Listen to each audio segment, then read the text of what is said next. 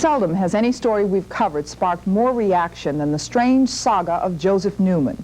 Mr. Newman is a Mississippi inventor who makes some strange claims concerning an energy machine he invented. The public and scientific communities have been amused, angered, and at the same time very interested. Garland Robinette has followed this story for more than a year now. The latest twist took him to our nation's capital. The controversy began as soon as Joseph Newman introduced this strange-looking device to an energy-hungry public.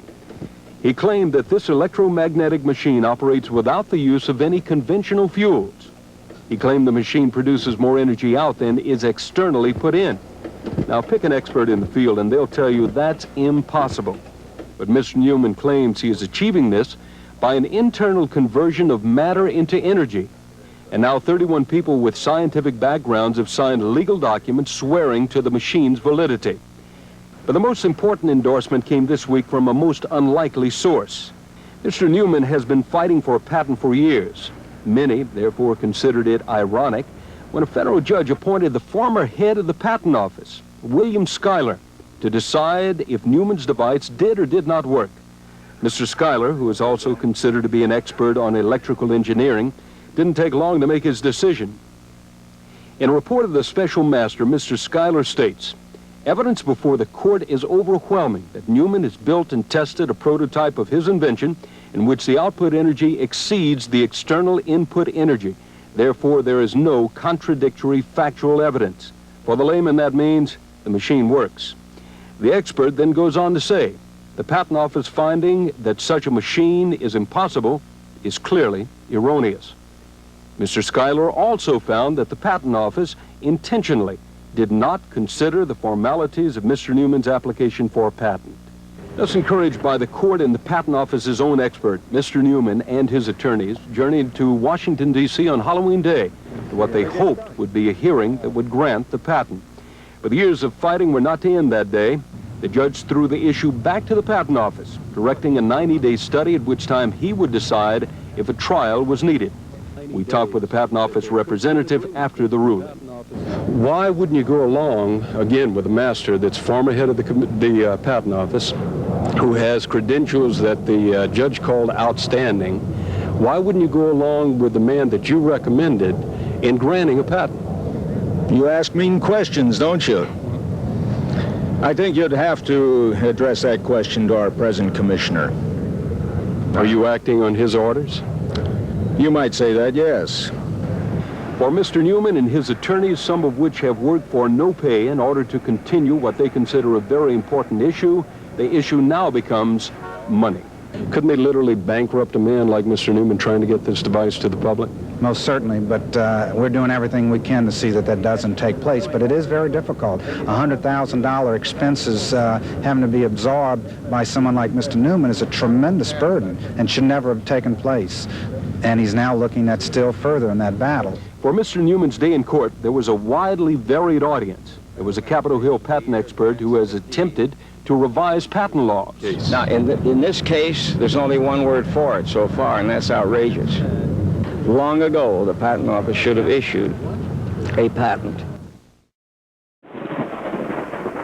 The origin of Joe's discovery dates back to 1957, when he was stationed in Puerto Rico on an Army base. I just saw a lot of disparity between wealth and poverty. And I was in an orphanage home myself when I was a kid, and I feel compassion for people.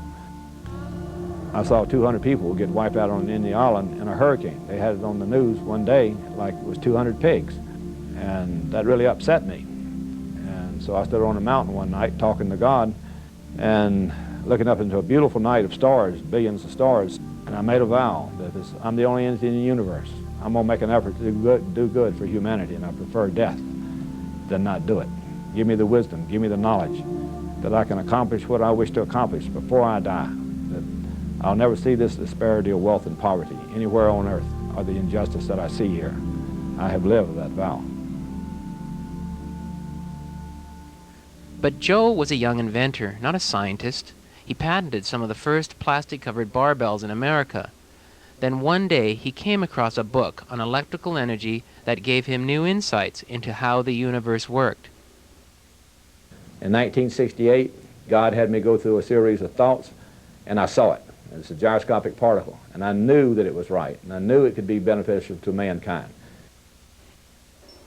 Gyroscopes, like this child's toy, stabilize as they spin on their axis. In examining the way magnets attract and repel, Joe came up with nothing less than a working model for the universe that turns scientific theory of the last 200 years on its ear. He believes all atomic particles are actually tiny gyroscopes. Always staying level, they move in endless spirals, attracting and colliding with each other. And it's that theory that drives his machine.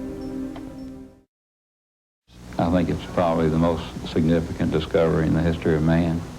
Still, the U.S. Patent Office calls Newman's invention an impossible perpetual motion machine, and for 8 years now has refused to grant him a patent. If I'm wrong, the best way to have exposed me, issue the patent, throw me out in the public, and if I was wrong, they'd prove I was wrong right quick. Nobody be embarrassed but Joe Newman. Today, Joe Newman was not embarrassed. He brought his slow-moving car to a stop after 2 hours and said it could have gone on and on. Newman compared it to the first flight of the Wright brothers.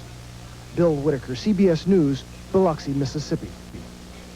And for your can-do CBS Evening News, Dan Rather. Thank you for joining us. Good night.